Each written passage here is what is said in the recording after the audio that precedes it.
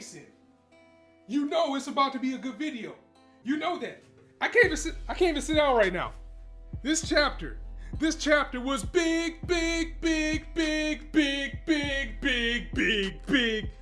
Oh man, what is up everyone? It's your boy Scott. Welcome to the Scott Report Manga Review. Promised Neverland, chapter 52. The actual 1 year, if you want to go off weeks in a year. Phenomenal chapter, because I'm just gonna get straight to the point. This might just be me fangasming this entire video, because that ending, it's like the norm for Promised Neverland to give us just an ending that leaves us with our mouths on the floor, that knocks our socks off. It's just commonplace. Almost out of all 52 chapters, we are left wanting more, with more questions than answers. And I absolutely love it. So let's get right to this. We'll get to the other stuff too, because this was a solid chapter overall. But first and foremost, who is this man? Who is it? Who is this Lord? Who is this guy? I mean, 2017, if anything, has given me two characters that as soon as I saw them, I was absolutely floored just by how they look. That's Ozen from Made in Abyss. And now we have this man, whoever he is, because come on, we're smarter than this. We know this is not William Minerva. The thing is he going to tell the kids that he is William Minerva? Is he gonna run some type of scheme? Or is he somebody else completely? That's what we're waiting to find out. But he looks like a boss as the kids finally get to the destination, the B0, you know what the hell it is by now. I'm so hyped I can't even remember. They get there, they find out of course that it wasn't a dead end, but it was actually an underground base for them to go to, because that makes sense. It would make sense for wherever they were getting to be hidden, because if it was out in the open, then the demons can find it, or someone as a threat, and that would have been the end of everything. When they get down there, they actually find out that there's rooms in this place, rooms with numbers, but it seems to be empty. They go into a room to see a man sitting there looking oh so boss, that man we just saw. And he's not just chilling, he's chilling eating tea and cookies. And I mean the good ass cookies, you know, the ones that come in the purple can that's over grandma's house. And he's like, hi there, welcome. So even the chapter at the end, they said William Minerva, and the kids should look like, oh shit, is it him? Is it finally him? But come on, it's not him. He's gonna be some badass. He's gonna be a character that looks like that I am gonna love, and it's about damn time we got another human in this series.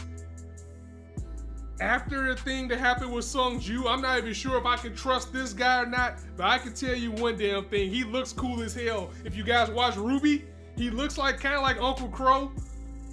Maybe he'll have that type of personality, especially for him to be sitting there chilling and just eating, but it's not William Minerva. I don't think it's William Minerva at all. That man, if he's even real or still alive, is out there in the world somewhere making plans and making things happen, and wherever we are right now, that's the danger too, because is this exactly a safe place? We don't know. You can never drop your guard down in this story, but just for the sake of right now, we can say that the kids have reached the destination in the pen, which wasn't easy to begin with, because Ray pointed out that he was unable to decode this final piece of this puzzle. Norman was unable to do so as well. And when they got to the final destination, that was the key to everything. So when they finally got to the final destination, they found out that the word that they were trying to decode would change every time. And this is what's so great about this method. Again, this has to be something that's hidden, because if it was just out in the open, then it could be found easier. But the fact that whoever sent out this message was depending on these kids to be the best and the brightest, and to figure out that this was an ever-changing password, and to use it at the right place at the right time to find what they have found. Our adventure really has just begun. I mean, think about it. We're only in the second arc of this series, and now we're here. But before we got to that, we also get this fucking scumbag Sung Ju, and I should have thought about this last week, but maybe just like this week, I was a little bit too hyped to notice that those people they say he's gonna take out naturally were the pursuers, because the demon dogs and possibly more demons that were with him, you know, they saw him rescue these children, which we now know is for his own nefarious means. So now that he has witnesses, he gotta take out these witnesses, and they showed him going face to face with the main demon that was sending the dogs out on the path. Sonju cleanly took out the dogs like they were nothing, and unfortunately the battle between him and this other demon got off panel, which kind of makes me think that this demon is going to be around a little bit longer than we think. And I'm pretty sure Sonju is still around too. I don't think he's going to be gone just yet. In fact, I'm probably worried about Musica because this guy is such a scumbag right now that probably if it made things better for him, he would probably turn her in too. We don't know right now. I don't trust anybody in this series, just like I want to trust this new character that was introduced in this chapter. He just looks so damn cool that I just want to be by his side and want to be on his side. But you never know. This guy might be the male version of Mama. Who knows? This guy could be a fucking turncoat or anything like that for all we know with the Promised Neverland. That's what's great about it because it keeps you guessing. So have we finally found the La Resistance? Or is this another trap and this is somebody else that these kids need to watch out for? Because just like always in these type of series, it's always the humans you gotta worry about. It's not necessarily the monsters that's out there. It's always the humans that have the most evil intentions. So I'm not willing to let my guard down yet. But as I always say, this guy looks cool as hell, so I hope he's a good guy. We need it. We need some more badass characters. And even though these kids are smart as hell, we need some adult supervision out here to point these kids in the right direction, because last time we ran into a demon who was basically still trying to eat them too. He just wants to do it in his own way. So there's that. Man, this was another phenomenal chapter. I mean, I can say this week after week after week and I never get tired of it. Promised Neverland hasn't given me a bad chapter yet, and we're 52 weeks strong, 52 chapters strong. I mean, the manga announcement has to be coming anytime now. Just like I said last week, we got Boku no Hero's manga anime announcement, not manga announcement. We got the anime announcement for Boku no Hero around the year mark. I know Promised Neverland is coming, and I cannot wait.